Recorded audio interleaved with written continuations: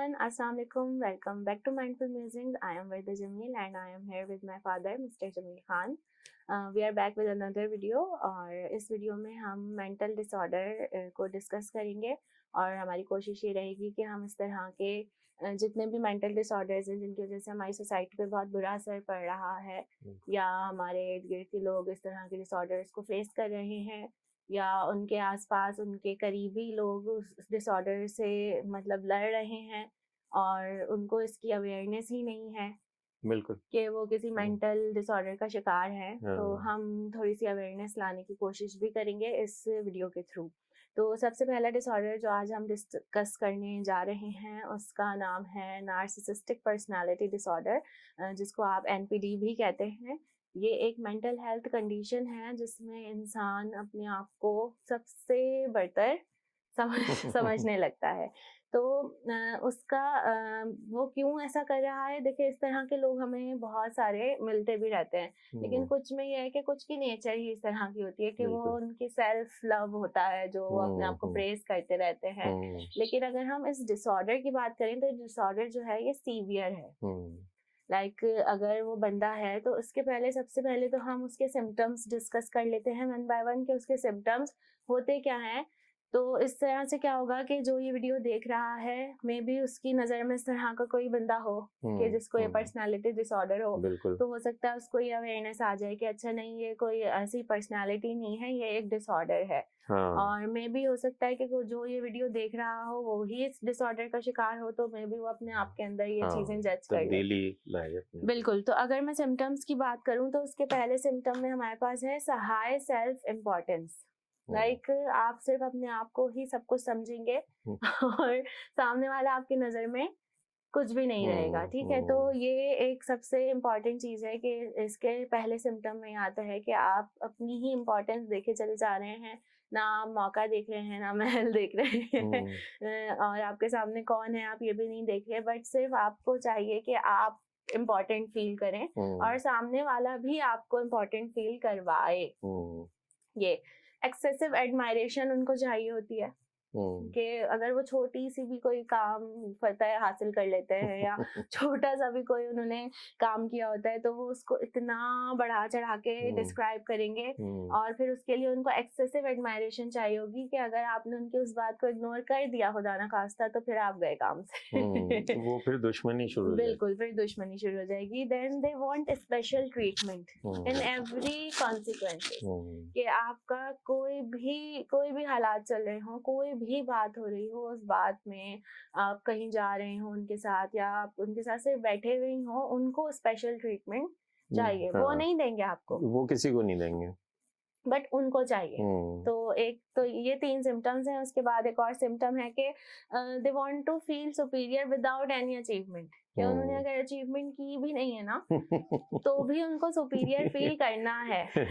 अच्छा, वो मैं देखें इस तरह के ना 2-3 लोगों को मैं जानती भी हूँ, तो मेरा पर्सनल एक्सपीरियंस है और मैं इसी वजह से ये वीडियो बना भी रही हूँ कि मैंने जब ये सिम्टम्स देखे तो मैंने बोला ये कोई मतलब ये नॉर्मल बिहेवियर नहीं है, ये यहाँ पे बिहेवियरल इश्यूज आ रहे हैं। तो बीइंग अ साइंस स्टूडेंट मेरी ये जिम्मेदारी भी थी कि मैं इसके बारे में थोड़ी सी स्टडी कर लूं कि कहीं ये कोई डिसऑर्डर तो नहीं है, और यही हुआ कि वो एक डिसऑर्डर ही निकला। तो अब क्या है कि उन्होंने कोई अचीवमेंट नहीं की और सामने वाले ने अगर अचीवमेंट कर ली है तो वो उसको उसके अंदर खामियां ढूंढना शुरू कर देंगे। उसकी कोई ना कोई खामी निकालेंगे कि नहीं इसमें ये मसला है, ये मसला है। कुछ खामी नजर नहीं आएगी उसके टैलेंट में तो वो उसके फिजिकल अपीयरेंस पे खामी निकालना शुरू कर देंगे, बट उनको कोई ना कोई पॉइंट चाहिए कि किसी ना किसी तरह अगर कोई उनसे सुपीरियर उनको नजर आ रहा है तो वो उसको डिग्रेड करना स्टार्ट कर देंगे। क्यों? ताकि वो फिर अपने आप की एक सेल्फ सेटिस्फेक्शन लेके आ सके कि नहीं इस मामले में मैं इससे सुपीरियर हूँ। तो that is the symptom that they want to feel superior without any achievement. फिर थोड़े छोटे छोटे भी अगर उनमें टैलेंट है ना, देखें टैलेंट तो हम सब में है, ठीक है, every human being is having a talent by birth. आप उसको अगर आइडेंटिफाई कर लें तो बहुत अच्छी बात है। कुछ लोग होते हैं जो आइडेंटिफाई किए बगैर ही दुनिया में आते हैं और चले भी जाते हैं। तो वो टैलेंट उनके अंदर अगर थोड़ा बहुत है, फर्ज करें एक बंदा है वो बहुत ऑर्गेनाइज्ड है, मैं भी हूँ, लेकिन में कोई बड़ी बात नहीं है, ठीक है, तो वो उसको बड़ा बनाएंगे और वो सिर्फ उसी के बारे में बात करते रहेंगे कि I am this, I am that. तो एक ये सिम्टम है इसका। फिर वो अपनी ही फैंटेसीज में रहेंगे। ये मतलब फैंटेसी में रहना, अगर आप मैच्योर इनफ है, चलो एक बच्चा फैंटेसी में रह रहा है ना तो एक अलग बात है, बच्चे तो रहते ही फैंटेसी में, वो कार्टून की दुनिया में खोए रहते हैं या वो मतलब अगर आप इस तरह से कुछ टेस्ट भी होते हैं जिसमें आप बच्चों से सवाल करें ना कि कोई ऐसी चीज जो तुम अल्लाह में से मांगना चाहो और तुम्हारे पास नहीं है, तो मोस्टली बच्चे कहते हैं मेरे विंग्स आ जाएं या मैं उड़ने लगूं इस तरह की उनकी बातें होती हैं। तो वो फैंटेसी है ना, रियल में तो वो हो नहीं सकता। लेकिन नार्सिसिस्टिक जो पर्सनालिटी डिसऑर्डर वाले लोग हैं जिनको ये डिसऑर्डर है, वो हमेशा ही फैंटेसी में रहते हैं। लाइक अगर इसमें एक स्टडी ये भी है जिसमें लिखा हुआ था कि अगर उनका कोई पार्टनर है तो वो उसको बिल्कुल परफेक्ट चाहेंगे। उनको ये नहीं पता कि परफेक्शन नाम की तो कोई चीज है ही नहीं। एवरीवन इज इम्परफेक्ट ना, कोई ना कोई खामी हर किसी में होती है, लेकिन उनको परफेक्शन चाहिए। तो इस वजह से अगर उनको परफेक्शन नहीं मिली और उनका पार्टनर उनके साथ है तो वो उसको डिग्रेड करते रहेंगे। और अगर पार्टनर नहीं है तो फिर उनको नहीं मिल सकता उनको मिल ही नहीं पाएगा क्योंकि वो ढूंढते ही रह जाएंगे। परफेक्ट आदमी उनको कहाँ मिलेगा, सवाल ही पैदा नहीं। ठीक है, तो वो क्योंकि they think that they are perfect. उनके लिए वो परफेक्ट है in every perspective of life. कि उनको अगर वो खाना बना रहे हैं तो वो परफेक्ट है, अगर वो जॉब पे जा रहे हैं तो उस ऑर्गेनाइजेशन में वो परफेक्ट है, अगर वो किसी के रिलेटिव हैं या बहन है तो वो उसमें परफेक्ट सिबलिंग है। तो इस तरह से उनके अच्छा, ये ऐसे लोग ये भी मैंने देखा है वर्कहोलिक हो जाते हैं बिला वजह की। हाँ, मतलब भाई आपकी एक लिमिटेशन है ना, आपने हर काम करना है क्योंकि उससे दूसरों के काम में मुदाखलत होती है। तो वो भी गलत है। अब फिर वो उनका यही हो जाता है ना कि वो फिर अपने आप को किसी और को उस काम में मुदाखलत करने नहीं देते क्योंकि कहते हैं कि तुम करोगे तो तुम मैं भी खराब कर दो, मैं परफेक्ट हूँ, मैं ये काम करूंगा, मैं सही से कर लूंगा। सही बात।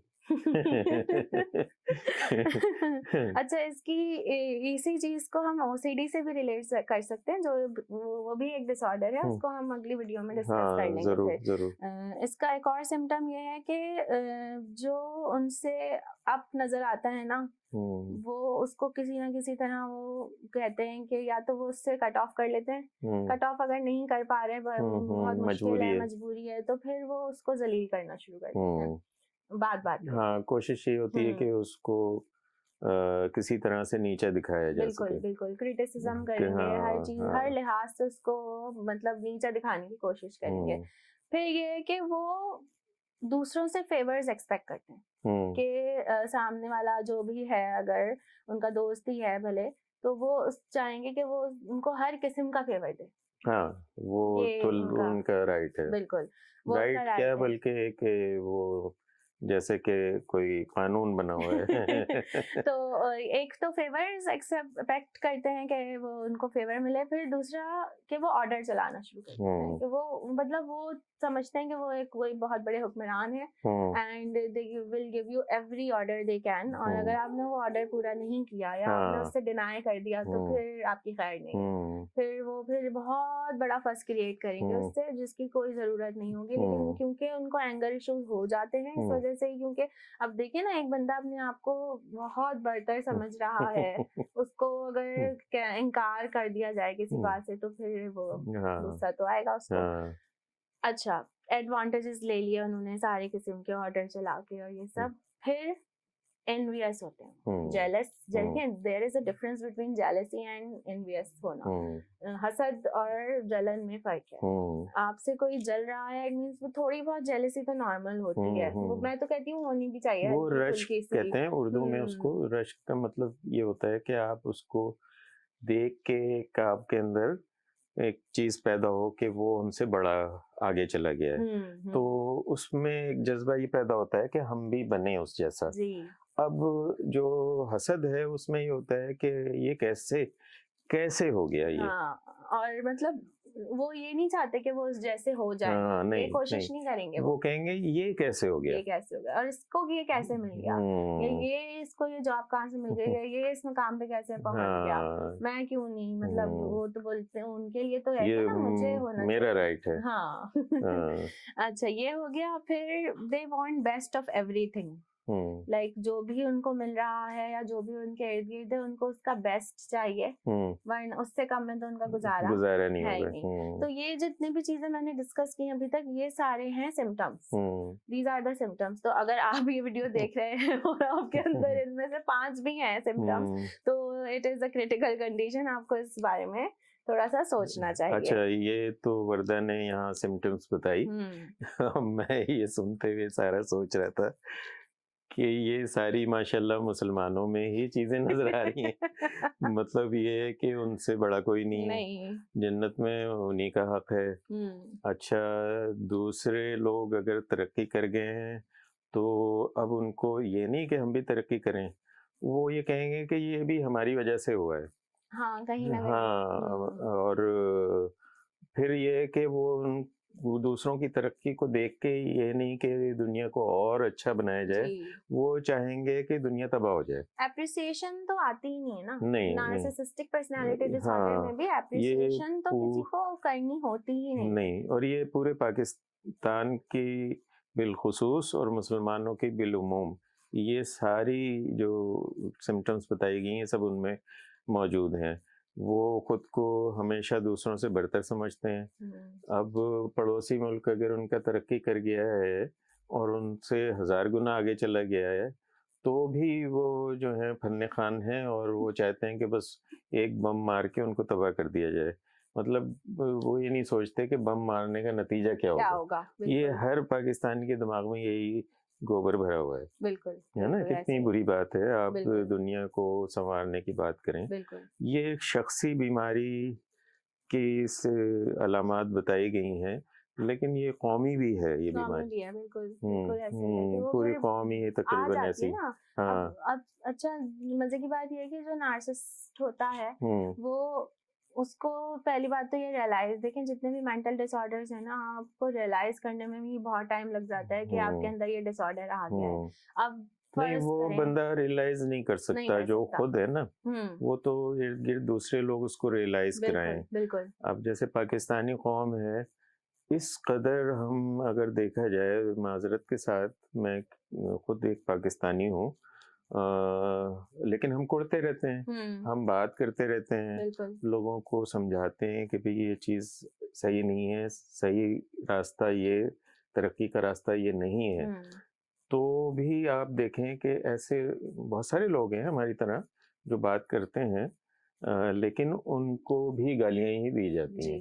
पूरी कौम यही समझती है कि हमसे जो खूबसूरत, हमसे ज़्यादा टैलेंटेड, हमसे ज़्यादा मतलब अब यहाँ तक देख लो कि अगर कहीं मिसाल के मैं बात कर रहा हूँ कि हमारे यहाँ कहीं मवाजना हो रहा होता है कि इंडिया के, हिंदुस्तान के जो एक्टर्स एक्ट्रेसेस का मवाजना किया जा रहा होता है पाकिस्तान के, तो उसमें क्या कहा जाता है कि खूबसूरत तो हमारे यहाँ ही होते हैं। यानी खूबसूरती सिर्फ आपके रंग में है, नहीं है? मतलब तो फिर यही मतलब आप ये समझते हैं कि जो सांवला रंग है या डार्क कलर है वो खूबसूरत हो ही नहीं सकता। ये तो मतलब आप कुएं में रहते हैं, इसका मतलब तो फिर आप अगर ये कहते हैं कि रेसिस्ट नहीं होना चाहिए और रेसिज्म नहीं करना चाहिए, तो सबसे ज्यादा रेसिज्म तो आप कर रहे हैं। हाँ, वो असल में ये भी नरगिसियत, यानी ये जो तुम बता रही थी, हाँ, ये मेरे मुंह से नहीं निकलेगा। तो वो भी मसला ये है कि वो एक उसकी क्वालिटी या सिम्टम्स ये यही है ना कि वो अपने आप को ही खूबसूरत समझते हैं, अपने आप को ही वो टैलेंटेड समझते हैं। फिर ऐसे लोगों में लर्निंग पावर्स भी नहीं होती। नहीं, वो दूसरे की खूबसूरती, दूसरे का टैलेंट जान ही नहीं सकते। बिल्कुल ऐसे। हाँ, बिल्कुल। अब अगर दुनिया में कोई मकाम पाता है ना, तो कोई ना कोई वजह होती है उसकी। मतलब बहुत सारे ऐसे आप सेलिब्रिटीज देख लें, बहुत सारे लोग देख लें, उनकी कोई ना कोई उसके बैकग्राउंड रहा होगा जो किसी मकाम पे पहुंचे, अनथक जिद्दोजहद होगी, मेहनत होगी और टैलेंट होगा। तो अब हमारे यहाँ ये है कि हमारे यहाँ जो या तो अगर कोई आप किसी जॉब में हैं तो आप पर्ची पे हैं, यानी आप या तो रिश्वत खिला के आप जॉब पे बैठे हैं, या आपका कोई रिलेटिव है वो आपको लेके आ गया है, या आपके पास कोई सिफारिश है तो आप आ गए हैं। टैलेंट का तो कोई सवाल ही नहीं है ना यहाँ। पूरे मुल्क में कहीं भी चले जाएं, एक मिसाल मुझे बता दी जाए कि वो टैलेंट पे बंदा बैठा है। मतलब एक माजरत के साथ मैं यहाँ एक पॉलिटिकल बात करने जा रहा हूँ। हमारे यहाँ सबसे बड़ा सूबा पंजाब है, उसका जो पिछले दौर में वज़ीर आला रहा, वो उसके बारे में कहा जाता है कि उसने 2 या 3 कत्ल किए हुए थे। अच्छा। और वो जो है पैसे देके, हमारे यहाँ ये भी है ना कि आप उसका कत्ल का अगर मुआवजा अदा कर दें तो और वो लोग माफ़ कर दें तो वो फिर बरी हो जाता है, सज़ा नहीं होती। तो वो उसकी वजह से वो बरी हो गया था, लेकिन चार्ज तो था ना उसके ऊपर, मतलब एक काम ऐसा किया गया। तो हम जब इस पोस्ट पे भी ऐसे लोग बैठे हों तो आप कैसे कह सकते हैं आप क्या मेरिट है? तो जब मेरिट है ही नहीं तो टैलेंट नहीं है, टैलेंट नहीं है तभी आप दुनिया में ज़लील हो रहे हैं। ये नरगिसियत की ही सारी मिसालें हैं, पूरी कौम में है। अब आप फर्द की बात कर लें तो ये वर्दा आपको बताएंगी। यही ना, नार्सिसिस्ट जो वर्ड है, ये एक बंदा था ग्रीक हंटर, उसका नाम था नार्कस समथिंग ना।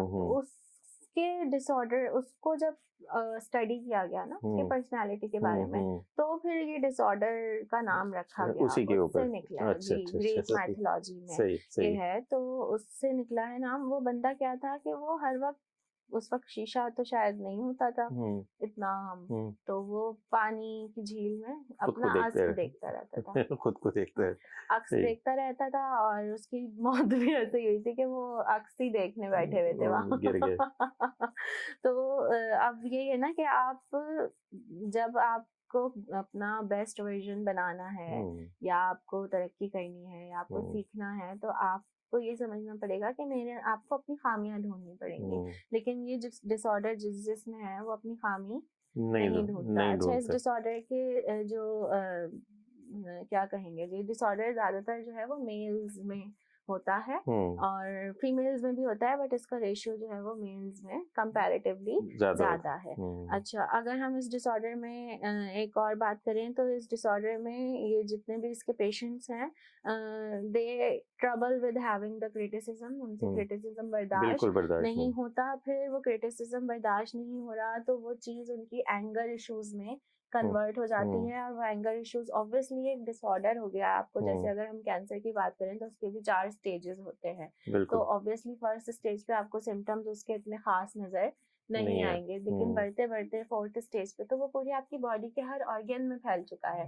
इसी तरह अगर हम इस डिसऑर्डर की बात करते हैं, तो ये डिसऑर्डर भी पहले थोड़ा थोड़ा गुस्सा आएगा, जेलेसी होगी, इन्वेस्ट हो जाएगा इंसान, लेकिन फिर उससे बिल्कुल भी बर्दाश्त नहीं होगा, और उसकी छोटी छोटी चीजें भी, कि अगर उसको आपने इम्पोर्टेंट फील नहीं करवाया या आपने उसकी बात नहीं मानी, तो उसका गुस्सा इंतहा का हो जाएगा कि वो उस गुस्से में कुछ भी कर सकता है, आपको मार भी सकता है। ठीक है, फिर जो है उनकी जो मेजर प्रॉब्लम है, वो इंटरेक्ट नहीं कर पाते दूसरे लोगों से, क्योंकि ऑब्वियसली जब वो किसी को कुछ समझ ही नहीं रहे तो उनको इंटरेक्शन में तो प्रॉब्लम होगी ना, वो बात नहीं कर पाएंगे, उनकी किसी से दोस्ती नहीं हो पाएगी, रिलेशनशिप्स उनके ठीक से नहीं चलेंगे। अगर उनसे किसी की दोस्ती है तो वो टूट जाएगी थोड़े ही दिन में, क्योंकि वो हर किसी को अपने बेस पे, अपने उस पे चलाने की कोशिश करेंगे, और not everyone can follow you ना। आपके ऑर्डर्स हर कोई थोड़ी लेगा, वो तो आपके जो क्लोजेस्ट रिलेटिव्स होंगे या आपके जो घर में साथ रह रहे हैं वो फिर भी आपको बर्दाश्त कर लेंगे, लेकिन जो बाहर के लोग हैं उनसे इंटरेक्शन आपका बहुत मुश्किल हो जाएगा। फिर एक मेजर प्रॉब्लम है कि वो हमेशा स्ट्रेस में रहेंगे, और उस स्ट्रेस में रहने की वजह से उनको हार्मोनल इश्यूज भी आ सकते हैं, और उनको डिप्रेशन मेजर किस्म का हो जाएगा, वो डिप्रेस्ड ही रहा हाँ, करेंगे। वो ठीक है, वो डिप्रेशन को ही वो उसमें ही सेटिस्फेक्शन बिल्कुल फील करने लग जाते हैं फिर ऐसे लोग। डिप्रेस्ड रहेंगे, फुल टाइम स्ट्रेस रहेंगे, उससे उनके और भी हेल्थ इश्यूज क्रिएट होना स्टार्ट हो जाएंगे और उनका एंजाइटी लेवल जो है वो इंक्रीज बहुत हाई होता हो चला जाएगा। हाँ। ऑब्वियसली अगर आपकी कोई बात नहीं मान रहा होता, अगर हम भी अपनी जिंदगी में नॉर्मली देखें तो जब हमारी बात नहीं मानी जाती या हमें किसी की चीज की परमिशन दी जाती तो एक अजीब सा अंदर से वो एंगर होता है ना उनका बहुत, लेकिन हम क्योंकि उस डिसऑर्डर का शिकार नहीं है तो हम उसको कंट्रोल कर लेते हैं। बट जो बंदा इस डिसऑर्डर का शिकार है, उसको ये बीमारी है, वो उस बीमारी से लड़ रहा है डेली बेसिस पे, तो उसको एंगर इश्यूज बहुत हैं, उसकी एंजाइटी पीक पे पहुंच जाएगी, फिर उससे कुछ भी बर्दाश्त नहीं किया जाएगा, फिर वो दूसरों के लिए भी नाकाबिले बर्दाश्त हो जाएगा। तो अब मसला ये है कि ये डिसऑर्डर जिसको है उसको पहली बात तो हम नहीं बता सकते क्योंकि पहले ही वो बंदा इस तरह के सिम्टम्स हैं उसके, अब उसको आप बताने की अगर कोशिश भी करेंगे तो वो हमारे यहाँ तो ये है ना अच्छा, कि हमारे यहाँ मुझे इसमें बीच में बात कट रही है, एक मिसाल याद आ रही है बड़ी दिलचस्प है पाकिस्तान के हवाले से, कि पाकिस्तान में ऐसे डिसऑर्डर के लोग थोड़े से अगर चालाक हो ना तो वो उसमें नहीं जाते डिप्रेशन में। अच्छा, सही। वो क्या करते हैं, वो या तो बड़े मौलाना साहब बन जाते हैं या कोई पीर बन जाते हैं। जैसे एक पीर साहब को मैं जानता हूँ, जिन बहुत करीब से मैंने उनकी जिंदगी को देखा है, तो वो इतना नरगिसियत का शिकार थे कि अपने बेटे से ही वो जेलसी फील करने लग गए थे। हाँ, मतलब उनका जब उनका थोड़ा लो हुआ ना कि वो, हाँ मुझे याद है। जब मतलब उनके बेटे ने बहुत सारे उनके सिस्टम में अमल दखल हासिल करके अपनी एक अप्रोच बना ली लोगों के साथ, तो उनको बहुत तकलीफ पहुंची और मैं बहुत सारी चीज़ों का गवाह हूँ कि उन्होंने अपने ही बेटे के खिलाफ साजिशें रचना शुरू कर दी। ऐसा ही होता हाँ, मतलब बड़ी वो नहीं ना, वो बर्दाश्त नहीं हो पाएगा, नहीं हो पाता, चाहे उनका बेटा ही क्यों ना हो, चाहे उनका बेटा ही क्यों ना हो, तो वो इक़्तिदार जो उनके पास था वो खोता नजर आ रहा था, हालांकि वो खुद खोते थे। असल में होता ही है कि देखो बेटा, हर सिस्टम में आपकी एक हद होती है, बिल्कुल आप उस हद तक जा सकते हैं, उसके बाद फिर आपका काम खत्म हो जाता है, फिर आपने दूसरों को हैंड ओवर करना होता है, आगे बढ़ना होता है। नहीं, वो हमारे यहाँ ये होता है कि मैं ही हमेशा रहूं, फिर जब वो मतलब इस काबिल नहीं रहे होंगे कि चल फिर सकें, बोल सकें बीमारी और बुढ़ापे के हाथों, तो जाहिर है फिर कैप्चर्ड हो गया सारा, और उनके बेटों ने उनके सिस्टम के लल्ले तलल्ले कर दिए होंगे। तो ये है हमारे यहाँ, लोग चालाक लोग अपनी इस बीमारी से भी बहुत फायदा उठा लेते हैं। सही बात है। सही बात है। तो अब यही बात है कि उसमें अगर आप कोई भी आर्टिकल इस डिसऑर्डर का पढ़े हो तो उसमें यही बताया जाता है इन दी एंड के ये जितने भी सिम्टम्स हैं इनको अगर ये आपको लगता है कि बढ़ते चले जा रहे हैं, तो अगर आपका कोई प्यारा इस बीमारी का शिकार है तो आप सबसे पहले तो उसको बहुत प्यार से डील करके उसको ये समझाएं कि इट इज अ डिसऑर्डर, ये आपकी गलती नहीं है, ये आपका एक मेंटल हेल्थ इशू है। मेंटल हेल्थ तो है ही नहीं ना हमारे यहाँ, हमने पहले भी ये डिस्कस किया। सबसे बड़ा मसला ये होता है, ऐसे लोग किसी के दोस्त नहीं बन पाते, बिल्कुल। ये मैंने देखा है, जिनकी मैंने मिसाल दी उनकी भी, और एक और साहब वो मेरे रिलेटिव थे, तो वो ऐसे जेलियस होते थे कि मतलब ये कि मैं उन दिनों रेडियो में कराची से बज़्म तलबा के प्रोग्राम में जाता था। फिर मेरी स्टूडेंट लाइफ ख़त्म हुई तो फिर वहाँ एक प्रोग्राम था यंगस्टर के लिए, जवां आज़म ऐसे कोई नाम था उसका, तो उसमें मैं शरीक होने लगा।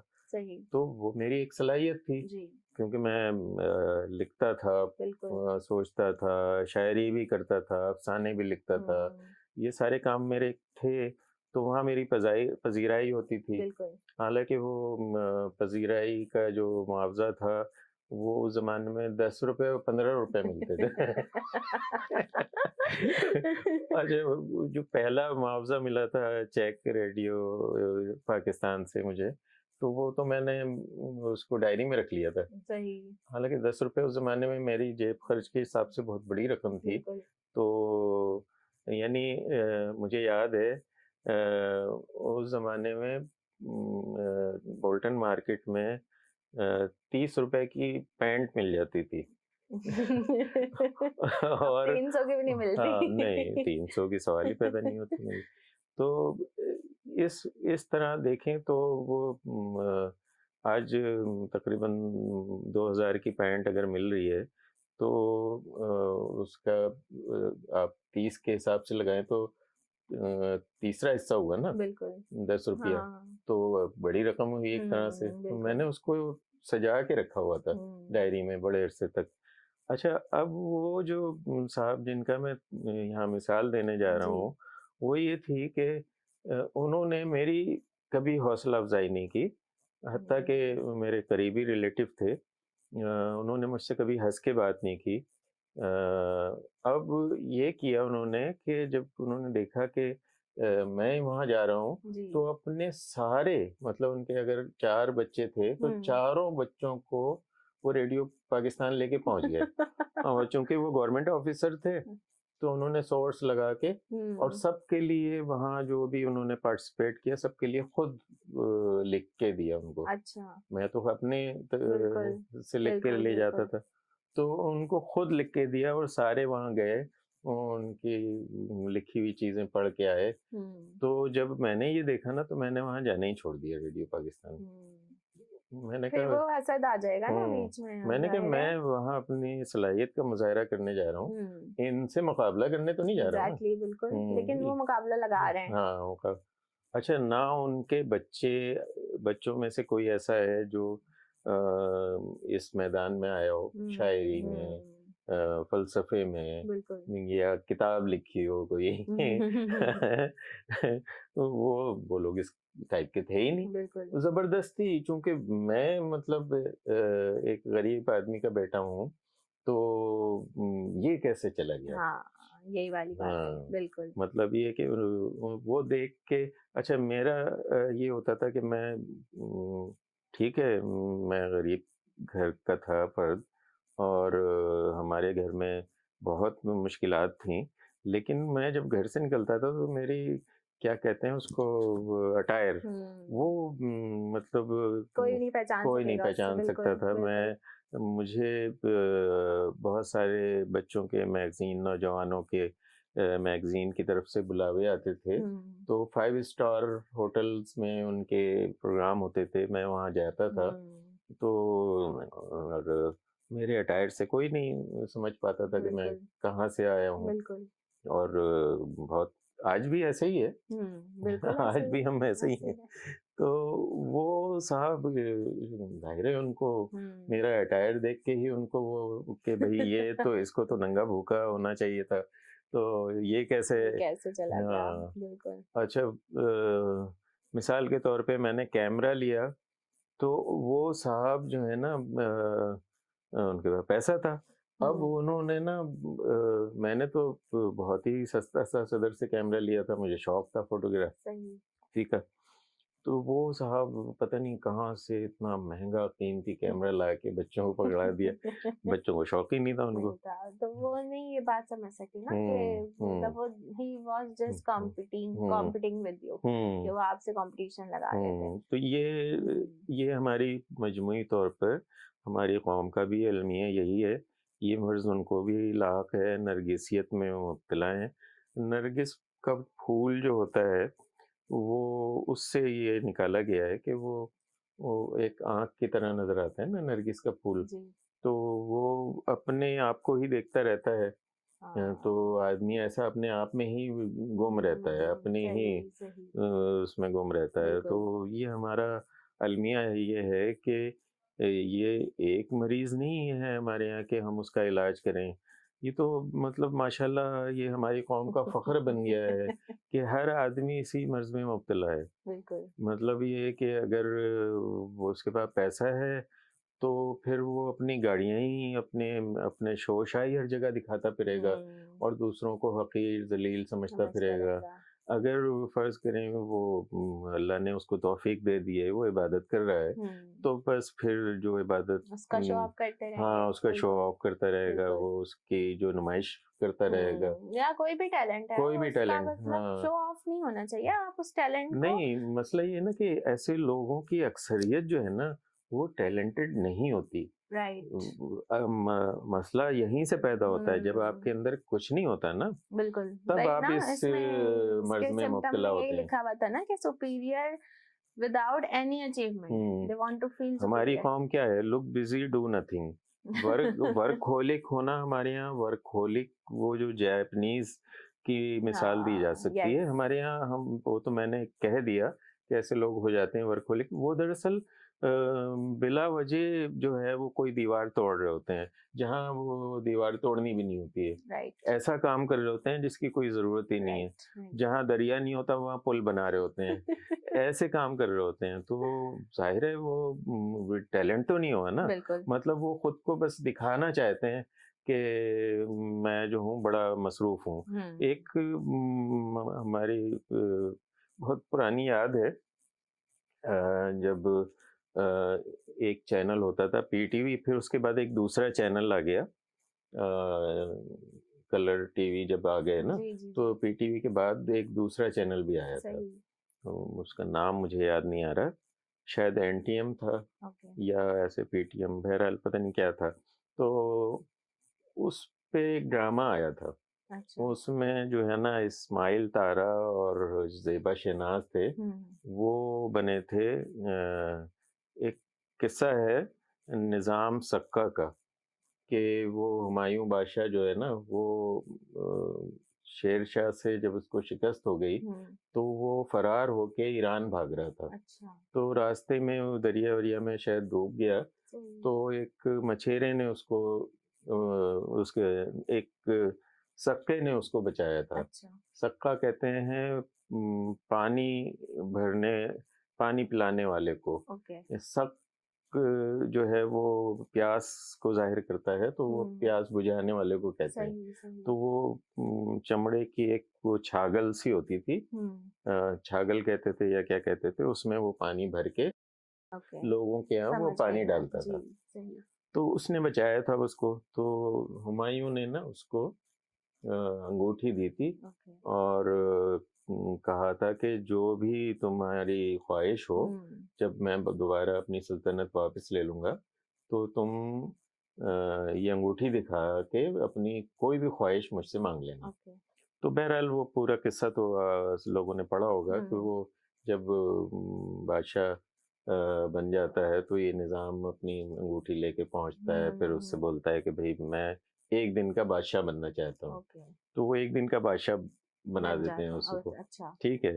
तो अब उसमें एक शहजादा होता है, मतलब सॉरी शहजादा कह रहा हूँ, निज़ाम सक्का का बेटा होता है। ओके। वो किरदार भी बहुत मारूफ एक्टर था, कोई उसका नाम मैं भूल गया। वो उसने अदा किया था। अब वो उसको पता चलता है ना कि ये मेरा बाप बादशाह बन गया है और मैं शहजादा हूँ, तो वो बिला वजह टहलने लगता है। यूं हाथ करके इधर से उधर, उधर से उधर टहल रहा है। तो उसकी अम्मा कहती है शहजादा बन, दुम्बा ना बन। तो हमारी जो ये मर्ज में बताया है ना हमने कि वर्कहोलिक होना, तो वो इस तरह का काम कर रहे होते हैं, बिला वजह टहलना। उसमें भी मतलब शो ऑफ है ना कि तो मैं जहाँ भी मैंने जॉब की तो वहाँ ऐसे लोग भी थे। वो हमें हर जगह मिल जाते हैं, कहीं ना कहीं आप किसी भी मुसलमान अल्हम्दुलिल्लाह उनके अंदर ये खूबियां हैं। इस तरह के लोग आपको हर जगह मिलेंगे। तो आपके खानदान में भी बहुत होंगे। तो मैं उनको यही कहता था कि भाई तू सजादा बन, दुम्बा ना बन। भाई तू मतलब कोई उनके अंदर टैलेंट है ही नहीं और कुछ भी नहीं है, बिला वजह वो दूसरों का काम खराब करते हैं। और जब बॉस आता है तो वो उसी तरह टहलना शुरू कर देते हैं कि मैं काम कर रहा हूँ। I got it, बिल्कुल। तो यही बात है कि आप सबसे पहले तो अगर जो भी ये वीडियो देख रहा है तो अगर इस तरह का कुछ उसके साथ हो रहा है तो सबसे पहले तो वो ये रियलाइज कर ले। दूसरा वो ये रियलाइज कर ले, आप तमाम लोग जो ये वीडियो देख रहे हैं, बच्चे या बड़े, कि मेंटल हेल्थ इश्यूज होना कोई बुरी बात नहीं है। ये ऐसे ही है जैसे मतलब आपके नज़ला हो गया, खांसी हो गई, जुकाम हो गया, आपको कोई मलेरिया हो गया, डेंगू हो गया, आप उसका इलाज भी खुदा ना खास्ता लोगों को कैंसर हो जाता है तो उसका इलाज हो जाता है उसका। तो इसी तरह से इन तमाम बीमारियों का भी इलाज है। आप किसी भी साइकोथेरेपिस्ट के पास जाएंगे, इजीली वो आपकी काउंसलिंग करेगा। अगर काउंसलिंग से काम नहीं चल रहा होगा, बहुत ज्यादा इश्यूज हो गए हैं, तो वो आपको मेडिसिन दे देगा, जिसकी वजह से ये सारे ट्रीटमेंट्स हो जाएंगे। अच्छा, हमारे यहाँ ऐसी सूरत हाल है कि लोगों को मेडिसिन के लिए अब रजामंद हो जाना चाहिए। बिल्कुल, मतलब वो इशू ना बनाए। बिल्कुल, क्योंकि अब काउंसलिंग की से बहुत आगे निकल चुकी है, बहुत आगे चली गई। लोगों के हाल देख रहा हूँ मैं, बहुत बुरा हाल है। उन एक की वजह से बाकियों का सर्वाइवल इम्पॉसिबल हो रहा है। ये पूरा माशरा इसी वजह से तो खराब हो रहा है। तो अगर इस तरह के इश्यूज हैं, हमने आज एक डिसऑर्डर डिस्कस किया है, टाइम बाय टाइम हम आगे इस तरह के डिसऑर्डर्स डिस्कस करेंगे कि जिनको इस तरह की अवेयरनेस नहीं है कि इस तरह के डिसऑर्डर्स भी होते हैं, एग्जिस्ट कर रहे हैं, तो उनके लिए ये हम थोड़ी सी कैजुअल गुफ्तगू में उनको डिसऑर्डर के बारे में समझा देंगे। क्योंकि हर कोई देखें साइंस का स्टूडेंट नहीं है, तो वो आर्टिकल खोल के पढ़ेगा, उसको साइंटिफिक टर्म समझ में नहीं आएंगी। तो अगर इस तरह से हमारी कोशिश ये है कि अगर हम इस तरह से डिस्कशन कर लें तो मे बी पॉसिबल किसी का भला हो जाए। अगर किसी एक का भी भला हो रहा है तो हमारे लिए ये बहुत बड़ी बात है।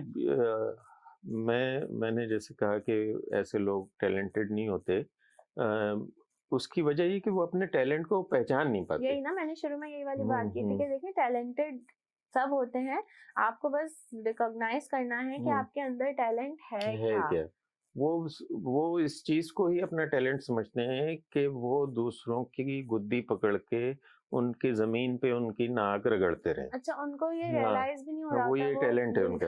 बिल्कुल, वो अपने आप को बादशाह समझ रहे होते हैं, और वही हुक्मरानियत वाला सिलसिला है। तो ये मतलब ये जहालत है जो आप कर रहे हैं, ये सरासर जहालत है। और नाउ इट्स 2024 ऑफिशियली, तो अब आपको थोड़ा सा इस तरह के इश्यूज पे ध्यान देना चाहिए कि अगर if you are dealing with a narcissistic personality disorder then you must visit a psychotherapist, और फिर वो आपको जो भी सजेशन दे। ये जो सूरत-ए-हाल है ना, इससे हार्मोन्स डिस्टर्ब होते हैं। बिल्कुल। और उसका नतीजा क्या होता है? उसका नतीजा ये होता है कि ऐसे लोगों को भूख ज्यादा लगती है। हो सकता है बहुत भूख बढ़ जाती है उनके अंदर, और उनका एंगर इश्यूज आ जाते हैं ना। देखें, जब आपकी सारी की सारी एनर्जी अगर किसी पर गुस्सा करने में निकल गई है, या आपकी सारी एनर्जी आप कंज्यूम हो रहा है, कहाँ आप डिप्रेशन में हैं, आप एंजाइटी में हैं, आपकी हार्ट बीट फ्लक्चुएट हो रही है, आपका ब्लड प्रेशर अप डाउन चल रहा है, तो आपकी बॉडी में जितनी भी एनर्जी बन रही है वो सारी तो इधर उधर यूटिलाइज हो रही है। तो वो जहाँ यूटिलाइज एक्चुअली होनी चाहिए वहाँ वो यूटिलाइज हो नहीं पा रही। जो काम आपका जो चीज आपकी टैलेंट है, जो आपका टैलेंट है, वो उसको जहां आप इस्तेमाल करेंगे और उस चीज से आपको खुशी मिलेगी, ना कि आप थकेंगे। अगर आप काम करके थक रहे हैं ना, इसका मतलब है आप कोई ऐसी हरकत कर रहे हैं जैसी मैंने बताई कि वो दूसरे की गुद्दी पकड़ के नाक रगड़ने वाला काम, दूसरों को तकलीफ पहुंचाना, ये कोई टैलेंट नहीं है, ये जहालत है। और ये मतलब दरिंदे भी ऐसे नहीं कर रहे होते, वो सिर्फ उस वक्त किसी को तंग करते हैं। तंग क्या, मतलब ये कि वो किसी को हमला करते हैं जब उन्हें भूख लगी होती है। अच्छा, इसी बात से ये रिलेट हम कर सकते हैं ना कि इस तरह के जितने भी लोग हैं, जब एक वक्त तक उनके सामने जितने भी लोग हैं जिनके साथ वो ये हरकतें कर रहे हैं, एक वक्त तक वो बर्दाश्त करेगा, फिर आहिस्ता आहिस्ता वो आपसे दूर होना स्टार्ट हो जाएगा। ये इतनी जिल्लत कोई बर्दाश्त नहीं करेगा, आपके ऑर्डर्स कोई नहीं लेने वाला दुनिया में, चाहे वो आपका अपना बच्चा ही क्यों ना हो। नहीं, अब ये जितने भी हमारे यहाँ ऑर्गेनाइजेशंस होती हैं, मुख्तलिफ तंजीमें होती हैं, या आप मजहबी और सियासी जमातें ले लें, मुख्तलिफ किसी भी गिरोह में चले जाएं, वहाँ जो भी एक बॉस है या वो ऊपर बैठा हुआ है कोई भी गद्दी पे सीट पे, तो वो जो है उससे लोग जो हैं उसके सिर्फ चमचागिरी कर रहे होते हैं, खुशामद कर रहे होते हैं, उससे उसके दिल से तायद नहीं करते। नहीं मतलब उसका जब उनका बस चले तो वो छोड़ के चले जाएं या फिर उसको खुद ही खा पी के बराबर कर दें। बिल्कुल। तो उम्मीद करते हैं कि बहुत से लोगों को इस वीडियो से बहुत फायदा हुआ होगा और बहुत सी अवेयरनेस उनको आई होगी, जिनको इस डिसऑर्डर के बारे में इतना ज्यादा नहीं पता था, उनको काफी कुछ चीजें क्लियर हो गई होंगी। तो if you are dealing with this then you must visit a psychotherapist. मैं ये बात 3 से 4 बार ऑलरेडी लेकिन अब मसला ये है कि मुसलमान कौम या बिलुमूम और पाकिस्तानी कौम बिलखुसूस किस साइकियाट्रिस्ट के पास जाए। उनका तो मसला ऐसा है कि उनके लिए कोई बड़ा कोई जो अब जैसे ज़लज़ला आया था तो समझा गया था कि शायद कौम सुधर जाए, तो वहाँ भी ये हुआ कि लोगों के घरों से चोरियां हो गई, मुर्दों के जेवरात उतार लिए गए। हाँ, लेकिन खैर वो एक अलग सोसाइटल इश्यूज हैं, लेकिन अगर इस तरह की पर्सनालिटी डिसऑर्डर्स हैं तो देन फिर इसकी ट्रीटमेंट हो सकती है। और अगर उनके घर वाले चाहें तो बिल्कुल हो सकती है, उनको रियलाइज करवाना कोई मसले की बात नहीं है। तो इस तरह के डिसऑर्डर्स हम दोबारा डिस्कस करते रहेंगे और इसी तरह हम अवेयरनेस लेके आते रहेंगे। तब तक stay tuned. If you like this video तो आप हमें जरूर सब्सक्राइब कीजिए, कमेंट कीजिए, हमें जरूर आपके कमेंट सुनना पसंद आएंगे। We will be back in another video. तब तक के लिए अल्लाह हाफिज।